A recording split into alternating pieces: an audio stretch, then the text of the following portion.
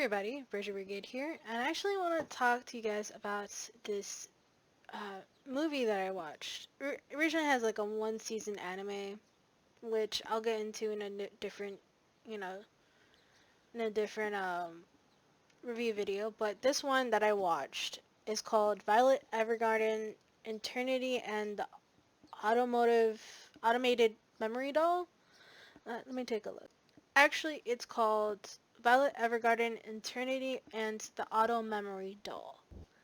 I'm sorry, I pronounced it wrong. Yeah, so it actually is a movie based off this character called Violet Evergarden.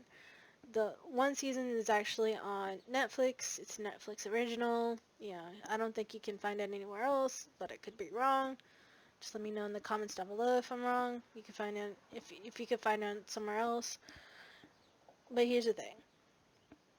I watched this movie like a few days back, and I was literally like, I was really memorized by it, as as far as as far as the eye can see, right? Like it's really hard for me to be able to give something 5 out of 5 stars because of the story, but five literally this movie that I watched, which is like I think about yeah, hour and a half. You probably heard a little bit of it. Is an hour and a half long, and it spans from begin like part like it goes from like it's like a whole span of like 3 years, and it's just awesome in my opinion. Okay, so apparently Violet Evergarden, Eternity, and the Automatic Memory Doll is a movie that came out in Japan in 2019 but came out in the US in February 17th, 2020. And from what I'm seeing is that there's a lot of ratings where people actually gave it 5 stars. Um, it's a story about Violet Evergarden going to the school to help train this girl who was adopted into the York family and help her be more ladylike and then end up eventually getting married to a noble family. However, it spans into like 3 months that Violet Evergarden has trained this person, and we everyone doesn't know as to why Violet Evergarden is chosen until like somewhere in I think like within the first day or two that uh, Violet's in this school, just following this girl and just trying to teach her how to eventually be a noble woman, pretty much.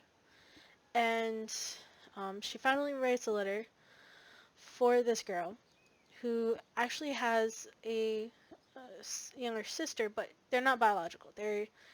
This girl just took in this young girl and helped her out, when she was poor before she got adopted into the York family.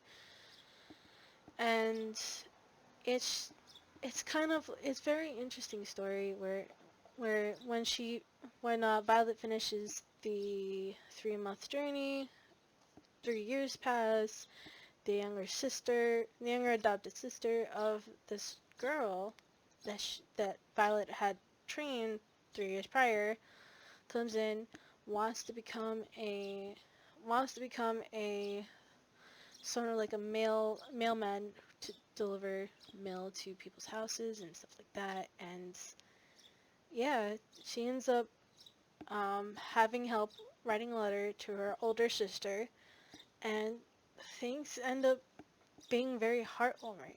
Kind of made me cry a few times. Yeah, like I feel like crying right now because I remember it all too well. It was that good of a movie, of an hour and a half worth of movie. It was just good.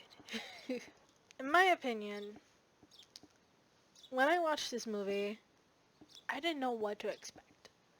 In my opinion, did not know what to expect. Um, However, when I got through watching it towards the end, I'm like, damn, this is like a heart-wrenching kind of movie where, like, as time goes on, you'll find out what had happened, why she was, um, why this noble girl is like had gotten adopted, what had happened, all that kind of stuff, and she ends up being where she is now, married, and finding out that her younger adopted younger sister that she took in as a young girl, so she didn't have to die, is still alive somewhere. And this the younger person, younger girl, is like, I don't want to come to I don't want to be the one to come in at that moment. I want to wait until I can actually write and read properly and be a little bit older in order to come to her and deliver her that mail. So it's kind of like, very well thought out. And you know, Violet Evergarden is this type of person. Like, the character alone has, like, she probably doesn't have any emotions, but she, just because she's been through war. War is the only thing she's seen. So of course she hasn't had the right type of emotion to actually be like, oh, this is me in a nutshell. And it's all based on, this whole movie is all based on people finding out in the end that Violet Evergarden um, has prosthetic arms and is willing to write letters for people to help bring them closer together. So that was the whole gist of it. She was able, through a span of 3 years, bring two sisters closer together because they were separated. As when the younger of the two sisters was such a young age, she couldn't remember much, and this whole thing kind of just, she was somehow able to bring them both back together in a way through the help of some of the other people that work there. So yeah, that's the whole gist of the movie. So yes, if you guys ever are interested in watching it, it's currently on Netflix. The first season of Violet Evergarden, along with a special series and also the movie, everything is on Netflix. So if you guys want to watch it, go ahead. It's all up to you. As far as I know, in the U.S., that's what's on the Netflix shows. So until then, hope you guys like, subscribe, and comment, and I'll see you guys in the next video. Bye bye.